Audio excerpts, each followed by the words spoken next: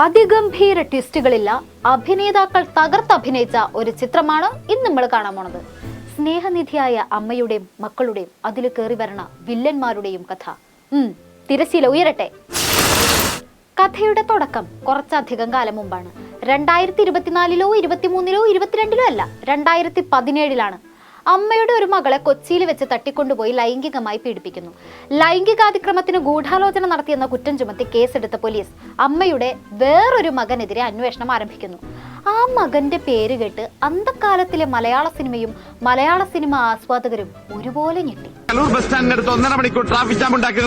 ചിലപ്പോ ഞാനായിരിക്കാം. ആ മകന് വേണ്ടിയും മകൾക്ക് വേണ്ടിയും അമ്മ ഒരുപോലെ സ്നേഹം വാരിക്കോരിക്കൊടുത്തു. പക്ഷെ അമ്മ നനച്ചിരിക്കാണ്ട് അമ്മയുടെ വേറെ കുറെ പെൺമക്കള് അതിക്രമങ്ങൾക്കെതിരായി ശബ്ദമുയർത്താൻ തുടങ്ങി.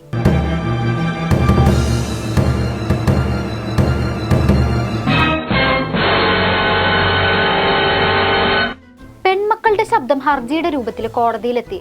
അങ്ങനെ സർക്കാർ എല്ലാവരുടെയും പ്രശ്നങ്ങൾ പഠിക്കാൻ ജസ്റ്റിസ് ഹേമ കമ്മിറ്റി രൂപീകരിച്ചു. എല്ലാ മക്കളോടും കാര്യങ്ങൾ ചോദിച്ചറിയാൻ തുടങ്ങി. അങ്ങനെ റിപ്പോർട്ട് തയ്യാറായി. ഇവിടെ മുതൽ ചിത്രത്തിൽ കുറച്ച് ലാഗ് ഉണ്ട് കേട്ടാ, കുറച്ചല്ല കുറച്ചധികം. റിപ്പോർട്ട് ഇപ്പൊ പുറത്തു വരും എന്ന് പ്രതീക്ഷിച്ചിരിക്കണ കാണികൾക്ക് നല്ലോണം ബോറടിക്കും.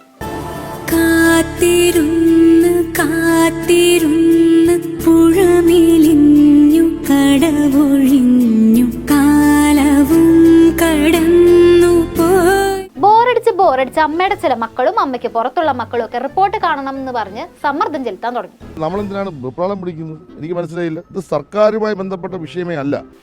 ഇതുപോലെ റിപ്പോർട്ട് പുറത്തു കൊണ്ടുവരാൻ പലർക്കും വലിയ ഇൻട്രസ്റ്റ് ഉണ്ടായിരുന്നില്ല. രാഷ്ട്രീയക്കാരടക്കം ഇങ്ങനെ താല്പര്യമില്ലാതെ പറയണത് എന്താണെന്ന് കാണികൾക്കൊക്കെ തോന്നും. അങ്ങനെ 1-2 അല്ല 4.5 വർഷം കാത്തിരുന്നതിന് ശേഷം റിപ്പോർട്ട് വെളിച്ചം കാണുന്നു. ദവിടെയാണ് സിനിമയിലെ ആദ്യത്തെ ട്വിസ്റ്റ്. മലയാള സിനിമയെ പിടിച്ചുലച്ച് ഹേമ കമ്മിറ്റി റിപ്പോർട്ട് പുറത്ത്. സിനിമാ മേഖലയിൽ അടിമുടി സ്ത്രീ വിരുദ്ധത. അവസരങ്ങൾക്ക് വേണ്ടി പലർക്കും കിടക്ക പങ്കിടേണ്ടി വരുന്നു. ലൈംഗിക താല്പര്യത്തിന് വഴങ്ങാത്തവർക്ക് തൊഴിലിടത്ത് ക്രൂരപീഡനം. നടിമാരുടെ മുറിയിലെ വാതിലിൽ മുട്ടുന്നവരെ ഭയന്ന് കുടുംബാംഗങ്ങളെ ഒപ്പം കൂട്ടേണ്ട അവസ്ഥ. കമ്മിറ്റിക്ക് മുൻപാകെ ഓഡിയോ വീഡിയോ തെളിവുകൾ ഹാജരാക്കി നടിമാരുടെ മൊഴി. പിന്നീട് അങ്ങോട്ട് ട്വിസ്റ്റ് ആയിരുന്നു. എല്ലാവരും തകർത്ത് അഭിനയിച്ചു. ഇപ്പൊ കുറച്ചു മുമ്പ് വന്ന ന്യൂസിൽ പറഞ്ഞത്, ഞാൻ ജയനുമായിട്ട് അത് സംസാരിക്കുന്നു, അമ്മയിൽ ഭിന്നത എന്ന് പറഞ്ഞു. ഞങ്ങൾ ഒരു ഭിന്നതയും ഞങ്ങൾ അഭിപ്രായ വ്യത്യാസവും ഞങ്ങൾ തമ്മിലുള്ള. നിങ്ങൾക്ക് ഏത് അംഗങ്ങളെ, ഞാൻ എല്ലാ അംഗങ്ങളുടെ ഫോൺ നമ്പർ നിങ്ങൾക്ക് തരാം, ഏത് എക്സിക്യൂട്ടീവ് അംഗങ്ങളെ വിളിച്ച് ചോദിച്ചോളൂ. അവിടെ പല മുൻനിര അഭിനേതാക്കളുടെയും അഭിനയം പാളി തുടങ്ങി. കാരണം അമ്മയുടെ മക്കളുടെ ഉള്ളിൽ ഭിന്നത ഉണ്ടായിരുന്നു. ഹേമ കമ്മിറ്റി റിപ്പോർട്ടിൽ പ്രതികരണം വരാൻ വൈകിയോ എന്ന ചോദ്യത്തിന്റെ ഉത്തരത്തിൽ തന്നെ ആ ഭിന്നത വ്യക്തമായിരുന്നു. ഹേമ കമ്മിറ്റി റിപ്പോർട്ട് പുറത്തു വന്നതിന് ശേഷം അമ്മയുടെ പ്രതികരണം വൈകിപ്പോയി എന്ന് പൊതുവെ ഒരു പരാതി ഉയർന്നിട്ടുണ്ട്. അതിന്റെ സത്യാവസ്ഥ നിങ്ങൾ മനസ്സിലാക്കേണ്ടത്, ഈ ഹേമ കമ്മിറ്റി റിപ്പോർട്ട് പുറത്തു വരുമ്പോൾ തന്നെ ഞാൻ നിങ്ങളോട് പറഞ്ഞിരുന്നു, അന്ന് ഞങ്ങളുടെ ഒരു ഷോയുടെ റിഹേഴ്സൽ നടന്നുകൊണ്ടിരിക്കുകയായിരുന്നു.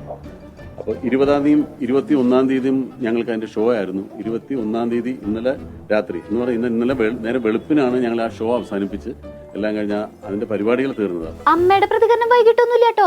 റിപ്പോർട്ട് നോക്കാൻ സമയവും കിട്ടിയില്ല. പിന്നെ നല്ലോണം പഠിച്ചിട്ട് പറയാമെന്ന് വിചാരിച്ചു, അത്രേ ഉള്ളൂ. അല്ലാതെ വൈകിട്ടൊന്നുമില്ലാന്ന് ഒരു മകൻ. ആദ്യമായി ഈ ഹേമ കമ്മിറ്റി റിപ്പോർട്ടിനെ കുറിച്ചുള്ള പ്രതികരണം വൈകിയതിന് ഞാൻ പൊതുസമൂഹത്തോട് ക്ഷമ ചോദിക്കുകയാണ്. കാരണം വളരെ പെട്ടെന്ന് തന്നെ പ്രതികരിക്കേണ്ടതായിരുന്നു. അതിന് കാരണം എന്തായാലും അമ്മയുടെ ഭാഗത്തു നിന്നും ഒരു വീഴ്ച പറ്റിയിട്ടുണ്ട്. പ്രതികരിക്കാൻ വൈകി, അത് തെറ്റായിപ്പോയി, അതിന് ക്ഷമ ചോദിക്കുന്നു എന്ന് വേറെ മകൻ. അപ്പോഴും അമ്മയുടെ വേറെ മകൻ പറഞ്ഞുകൊണ്ടിരിക്കുന്നു അമ്മയിൽ ഭിന്നതില്ല. അല്ല മകനെ, കാലം കുറെ ആയില്ലേ നിങ്ങളൊക്കെ അമ്മയുടെ മകനായിട്ടിരിക്കണു. ഒരു പെൺമക്കളുടെയും പരാതി നിങ്ങൾ ഇതുവരെ കണ്ടിട്ടില്ലേ? ഒരു കുട്ടി 2006-ൽ നടന്നൊരു സംഭവത്തെ പറ്റി 2018-ൽ പരാതിപ്പെട്ടിരുന്നു എന്ന് പറഞ്ഞിട്ട് ഇപ്പോൾ ഒരു ഇമെയിൽ വന്നിട്ടുണ്ട്. അപ്പോൾ 2018-ൽ ആ പരാതിപ്പെടുമ്പോൾ ഞാനും ആ കമ്മിറ്റിയിലുണ്ടായിരുന്നതാണ്. പക്ഷെ അന്ന് ആ പരാതി എന്റെ ശ്രദ്ധയിൽപ്പെട്ടു. ഞാനന്നൊരു എക്സിക്യൂട്ടീവ് മെമ്പർ മാത്രമായിരുന്നു. ഞാൻ ആ പരാതി എന്റെ ശ്രദ്ധയിൽപ്പെട്ടിട്ടില്ല. തീർച്ചയായിട്ടും ഞങ്ങൾ അത് അന്വേഷിച്ച് അതിനൊരു മറുപടി ആ കുട്ടിക്ക് കൊടുക്കുന്നതാണ്. ഇപ്പോഴാണ് ഞാൻ ആ മെയിൽ കാണുന്നത്. Wow, so fast. 2018-ൽ ഒരു മകള് ഇത്തരത്തിലൊരു പരാതി കൊടുത്തിട്ടുണ്ട്. പക്ഷെ അത് കാണാൻ ചെറുതായിട്ടൊന്ന് വൈകി. അധികമൊന്നും വൈകിട്ടില്ല കേട്ടോ, ഒരു 5-6 വർഷം. അതൊരു തെറ്റാണോ? അങ്ങനെ അമ്മയുടെ മക്കൾ തമ്മിൽ പ്രശ്നങ്ങൾ ഗുരുതരായപ്പോൾ സർക്കാർ വീണ്ടും രംഗത്തിറങ്ങി. മന്ത്രിമാര് ഈ മക്കളുമായിട്ട് ചർച്ച നടത്തി. എന്നിട്ട് എന്തുട്ടൊക്കെയാ ചർച്ചയിൽ ചോദിച്ചേ? പ്രധാനമായിട്ട് ചോദിച്ചത് ഇങ്ങനെ തുല്യ പ്രതിഫലം സിനിമയിൽ നടപ്പാക്കാൻ സാധിക്കുമോ, അതല്ലെങ്കിൽ ഇത്തരമുള്ള പ്രാഥമിക ആവശ്യങ്ങൾക്കുള്ള സൗകര്യങ്ങൾ പല സെറ്റിലും ഇല്ലാതെ പോകുന്നു. അപ്പോൾ അതിന്റെ പേരിൽ ആ സൗകര്യങ്ങൾ കൊടുക്കാനുള്ള നിർദ്ദേശങ്ങൾ നിങ്ങളുടെ ഭാഗത്തുണ്ട്. അതിനെക്കുറിച്ചൊക്കെയുള്ള എന്ത് നടപടികളാണ് സർക്കാർ സ്വീകരിക്കേണ്ടത് എന്നുള്ളതിനെ പറ്റിയുള്ള ഞങ്ങളുടെ നിർദ്ദേശങ്ങളാണ് ചോദിച്ചത്. അപ്പൊ പെൺകുട്ടികൾ നേരിടുന്ന ലൈംഗിക അതിക്രമത്തിനെ കുറിച്ച് ചോദിച്ചിട്ടുണ്ടായിരുന്നോ? കൃത്യമായിട്ട് ഓർമ്മയില്ല. അതങ്ങനെ ചർച്ചയൊന്നും പക്ഷേ ആ റെക്കമെൻഡേഷൻസിൽ അതായിരുന്നില്ല പ്രധാനമായിട്ട്. ഓ പാവം, അത് മാത്രം കൃത്യമായിട്ട് ഓർമ്മയില്ല. പക്ഷെ കാര്യങ്ങൾ നല്ലോണം മനസ്സിലാക്കി നല്ല വ്യക്തമായിട്ട് നിലപാടെടുക്കണ മക്കളും അമ്മയ്ക്കുണ്ട് കേട്ടോ. ഹേമ കമ്മിറ്റി ഒരു കാര്യം ഇങ്ങനെയൊക്കെ നടന്നിട്ടുണ്ട്, നടിമാർക്ക് ഇന്ന രീതിയിൽ പരാതിയുണ്ട്, ഇതേപോലെ വാതിൽ മുട്ടിയിട്ടുണ്ട് എന്ന് പറയുമ്പോൾ എവിടെ വാതിൽ മുട്ടി എന്ന് നമ്മൾ ചോദിക്കേണ്ട കാര്യമില്ല. വാതിൽ മുട്ടി എന്ന് ഒരു ആർട്ടിസ്റ്റ് പറഞ്ഞിട്ടുണ്ടെങ്കിൽ അതിനെക്കുറിച്ച് അന്വേഷിക്കണം. ആ കുട്ടിയുടെ പരാതി നമ്മൾ പരിഹരിക്കണം. ഇതേപോലുള്ള ഇത് ഒറ്റപ്പെട്ട സംഭവമാണെന്ന് പറഞ്ഞ് ഒഴിഞ്ഞു മാറുന്നത് ശരിയല്ല എന്നാണ് എന്റെ പക്ഷം. അതിക്രമം നേരിടുന്നത് സ്ത്രീകൾക്ക് നേരെ ഈ സിനിമാ മേഖലയിൽ മാത്രമാണോ? അല്ല. എന്നാൽ സിനിമാ മേഖലയിൽ അത് അത്രയ്ക്ക് അങ്ങോട്ട് നേരിടാത്തത് ശരിക്കും. ആക്ച്വലി എന്തെങ്കിലും നിങ്ങൾ നേരിടാൻ നിങ്ങൾ അറിയുന്നുണ്ടല്ലോ, നിങ്ങളുടെ മാധ്യമ മേഖല അല്ലേ മാധ്യമ മേഖല, അതായത് പത്രവാർത്താ മീഡിയകൾ, അല്ലെങ്കിൽ ഹോസ്പിറ്റലുമായി ബന്ധപ്പെട്ട മേഖല, പിന്നെ സ്പോർട്സുമായി ബന്ധപ്പെട്ട മേഖല, സ്കൂളുമായി ബന്ധപ്പെട്ട, ബാങ്കുമായി ബന്ധപ്പെട്ട മേഖല, എല്ലാ മേഖലകളിലും ഇത് നേരിടുന്നില്ലേ സ്ത്രീകൾ? അമ്മയിൽ അല്ലെങ്കിൽ ഇൻഡസ്ട്രിയിൽ മലയാളം സിനിമാ വ്യവസായത്തിൽ ഇങ്ങനെയൊക്കെ നടക്കുന്നുണ്ടെന്ന് പറയുമ്പോൾ അത് എല്ലായിടത്തും നടക്കുന്നില്ലേ എന്ന ചോദ്യം അത് പരിഷ്കൃത സമൂഹത്തിന് ചേർന്നതല്ല. അമ്മയുടെ മക്കൾ ഇങ്ങനെ തമ്മിൽ തള്ളുമ്പോഴാണ് ചിത്രത്തിന്റെ ആദ്യ ഭാഗം പൂർത്തിയാവുന്നത്. സെക്കൻഡ് ഹാഫിൽ പല കഥാപാത്രങ്ങളുടെയും രംഗപ്രവേശനാണ് മക്കളെ. അതൊരു പൊളിറ്റിക്കൽ ത്രില്ലറാണ്. ഹേമ കമ്മിറ്റി റിപ്പോർട്ട് പുറത്തു വന്നതിന് ശേഷമാണല്ലോ ഈ കണ്ട കോലാഹലമൊക്കെ ഉണ്ടായത്. വ്യക്തികളുടെ സ്വകാര്യത മാനിച്ച് 21 പാരഗ്രാഫുകൾ ഒഴിവാക്കാനായിട്ട് വിവരാവകാശ കമ്മീഷൻ ഉത്തരവിട്ടിട്ടുണ്ടായിരുന്നു. നമ്മുടെ സർക്കാർ എന്ത് ചെയ്തു? ആറഞ്ചം പോറഞ്ചം 129 പാരഗ്രാഫുകൾ വെട്ടിമാറ്റി. Just for horror. ചില ഭാഗങ്ങൾ സർക്കാർ വെട്ടിയോ എന്നുള്ളതാണ്.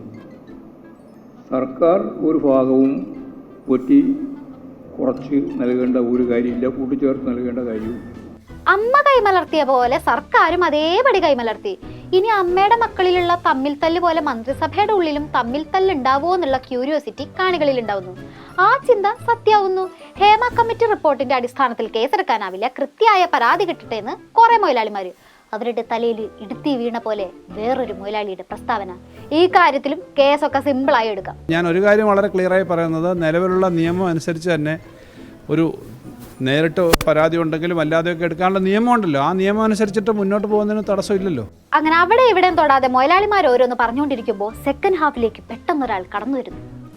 പിണറായി വിജയൻ സർക്കാരിന്റെ സ്ത്രീപക്ഷ നിലപാടുകൾ വെറും വാചക കസർത്തുകൾ മാത്രമാണെന്ന് തെളിഞ്ഞിരിക്കുകയാണ്. ഹേമ കമ്മിറ്റി റിപ്പോർട്ടിൽ ഗുരുതരമായ കള്ളക്കളിയാണ് ആദ്യഘട്ടം മുതൽക്ക് തന്നെ സർക്കാർ സ്വീകരിച്ചത്. അതെ, ഈ സർക്കാർ എന്തൊരു സ്ത്രീ വിരുദ്ധരാണ്. അതൊക്കെ ഞങ്ങളുടെ ജിമാരെ കണ്ടുപഠിക്കുമെന്ന് നല്ല മാസ് ഒരു ഡയലോഗ്. പൊളി പൊളി.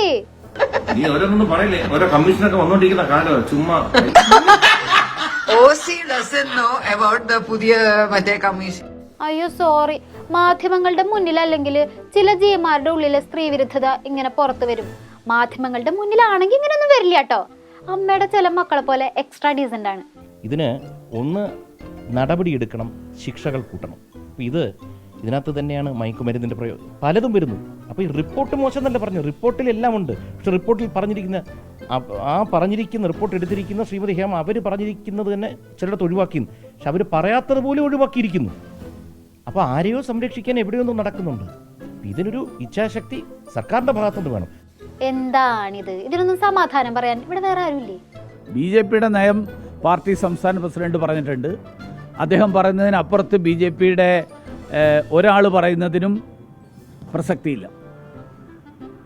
സംസ്ഥാന പ്രസിഡന്റ് പറഞ്ഞതിനോട് ചേർന്ന് നിന്നുകൊണ്ടുള്ള കാര്യങ്ങളാണ് ഞാൻ പറഞ്ഞിട്ടുള്ളത്. അല്ല, അതൊക്കെ അദ്ദേഹം അത് ചില മാധ്യമങ്ങളിൽ പറഞ്ഞ ഹാസ്യരൂപേണ പറഞ്ഞു എന്നാണ്. അത് ആ അർത്ഥത്തിലല്ലേ കണ്ട കാര്യങ്ങൾ. ഞാൻ ഉപദേശിക്കുന്നു കരുതരുത്, മുതലാളി ഒരു ചെത്തേണ്. അങ്ങനെ ചിത്രം അതിന്റെ ക്ലൈമാക്സിനോട് അടുക്കുമ്പോൾ ചിത്രത്തിൽ ഒളിഞ്ഞും തെളിഞ്ഞും നിൽക്കുന്ന പല വില്ലന്മാരെയും നമുക്ക് കാണാൻ പറ്റും.